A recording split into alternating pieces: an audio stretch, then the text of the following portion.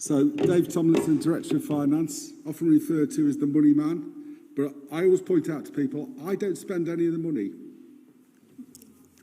I was just testing, see if I got much support. Thank you, Phil.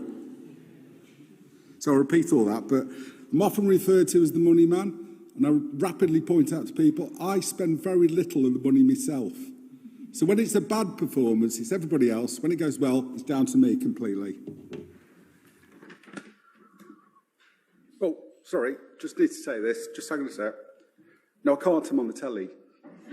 No, they're pretty quiet at the minute. No, they're all right. No, I can't tell them that one, Yeah, I've put the bins out, it's all right, it's all sorted. Yeah, love you lots. Brendan passes on his regards. It's with great delight and pleasure that I hand over now to Dave Tomlinson, my colleague, Director of Finances. Thank you.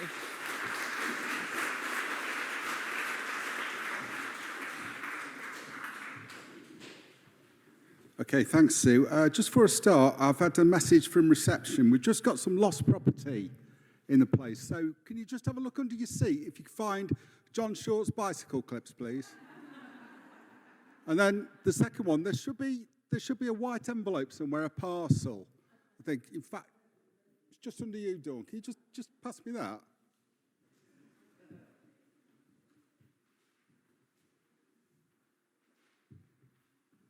Okay, apparently it's our brain cell. It says, please return to NHS England. So we're right now then.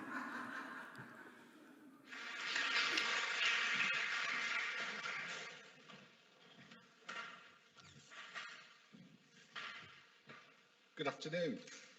So I'm going to be talking about the annual report and accounts, really interesting stuff. But just to say a little bit, I was asked about my tie before I came up. Don't normally wear a tie. And I got asked, is that Leeds United or is that Warwickshire Cricket Club? And I said, well, I got it from Oxfam, so don't know. Okay.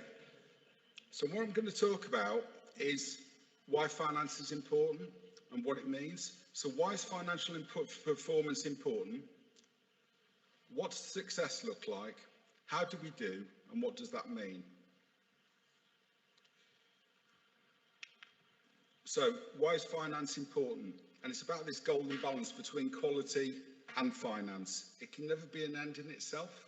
We have to do both. You can't do one or the other. Well, you can, but it doesn't give you a sustainable position. Good performance means that you're reassuring regulators, gives you the room to invest, and means you're still in control of things. You're able to do what you want to as opposed to being told what to do. Often it feels like you're told what to do anyway, but it's really important we've got the money and we've got the control so we can do something. Really allows you to concentrate on quality and do what's right for the population that we serve. Equally important, the performance of the entire system in which we work, the Birmingham Solihull system. That's even more important for us. So there's no point us being fabulous and being in a really good position if all around us there's problems. Because money gets seeped out, it goes across the system. It's really important that the entire system works and we can flourish together. And we are dependent on the other bodies around us.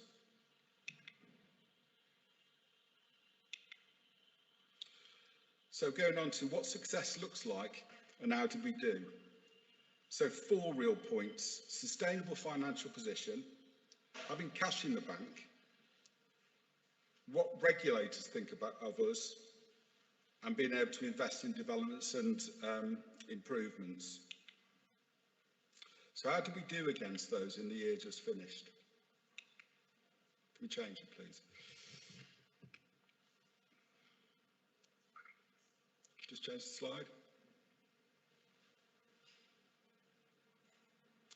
So in the first of those, sustainable financial position, so we broke even or we spent all the money we received.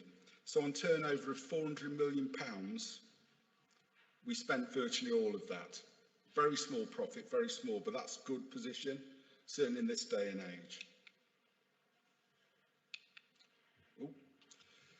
We've got £59 million, or we had £59 million in the bank at the end of the year. Difficulty is we're really struggling to spend it. We're constraining what we can spend on capital. So it's really frustrating having that amount of cash and not being able to do anything with it. Regulators consider us a low risk. There are no serious concerns.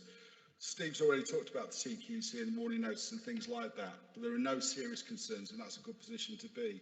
And in terms of developments and improvements, we invested almost £9 million in the last year. And it takes a bit to do that type of thing at pace and trying to agree what the priorities are, trying to make sure we do the right things. We can spend money really easily. Spending on the right things is the real secret around this. And just in terms of how we spent, tell people to press the right button too, of course.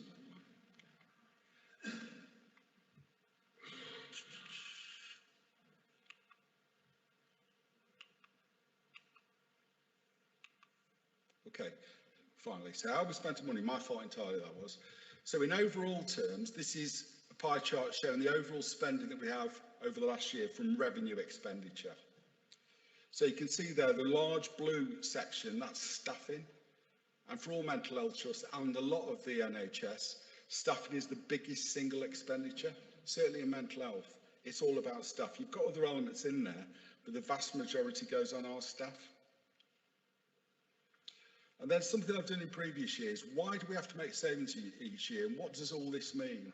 Just explain what it actually means, because there's no point me talking about all this gobbledygook unless people understand it and could do something about it. So my job's about making things easy for people to understand what to do. So we've got an example of Tom. Tom's a nurse who works at his local hospital. So this is his overall budget. So on a monthly basis, each month, he takes home £2,000. He's got a number of outgoings, fixed outgoings, so he pays rent, £650, pays council tax, £150. He's got utilities, TV and internet, £400. I'm not sure I'm keeping up with the actual rate of inflation on that one. He's got bank loan payments of £250. He spends £150 on travel, basically getting to work.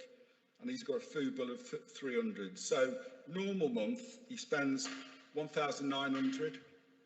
That leaves him surplus each month, spare, of £100. That's what we would call a surplus or a profit. But that's what he's got on an ongoing basis. So he's actually in quite a strong position. Now, how does Tom manage his money? He plans to put away that £100 each month, put it away for a rainy day, invest that surplus. He's got £1,000 in the bank for unforeseen expenses. We'd call that reserves in the NHS.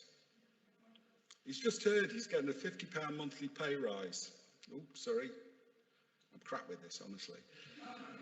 He's getting a £50 monthly pay rise, and we'd call that an annual uplift.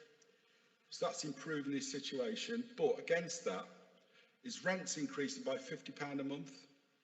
Travel by £10 and his utilities bills going up by £200. We'd call that cost pressures. We'll take questions at the end if that's okay. And as a result of all that, he'd be worse off by £210 each month, and we'd call that the financial gap. So what does he do about that? So how can he stay within his budget? He needs to find a way, this is the various things he can do, so he needs to find a way to reduce his outgoings by £210. We'd call that a savings target in the NHS. He can do that in a variety of ways. He could work to work on some days or find a cheaper internet provider. We'd call that efficiency or cost improvement programme. It's how can you achieve the same outcome in a different way. He can work some bank shifts. We'd call that income generation. Now that's difficult to maintain for long, so it's seen as being temporary or non-recurrent, we describe that as. He could form a travel club with his colleagues to share travel costs and or home, call that collaboration. If he manages any of these things, the bank manager's happy, and that's the NHSE or NHS England. It's the people that hold us to account and the people who would talk to us. But if he can't, the bank manager might foreclose on his loan, and that's called intervention. But whatever he does, it's Tom's problem to resolve. Just in terms of further information, if you do want the full detail on the annual reports and accounts, and I don't know why you would, but if you contact them, you can get them at the website or contact us about them. It's really important that people understand the position, but it's really important I make it easy and understandable. I just wanted I can't really miss the opportunity just to give a plug for the Disabilities and Neurodivergent Staff Network, which I'm the exec sponsor. It's being relaunched at the minute. So we've got dedicated Tuesday afternoon sessions, and we're looking to actually try and make sure, as well as the overall network, give dedicated time for staff with disabilities, neurodivergence, and staff with lived experience of mental illness, to make sure that they can have specific discussions about the things that particularly matter to them. And we're especially keen to attract more staff in that third category. So if you can join us, that will be really welcome. It's about sharing of ideas to improve experiences for staff. And to find out what's going on, you can contact the emails there. Thank you very much. People have already said the last 2 years, last year, a lot's happened. I think for me as well, a lot's happened over the last year. So I celebrated my first wedding anniversary week before last, and when I reminded the lovely Adele that it was paper and a copy of the Daily Mirror was in the post, she reminded me, I'm not going to reach my golden wedding anniversary, so they're going to be golden. So I'm going to talk about more boring matters than necessary.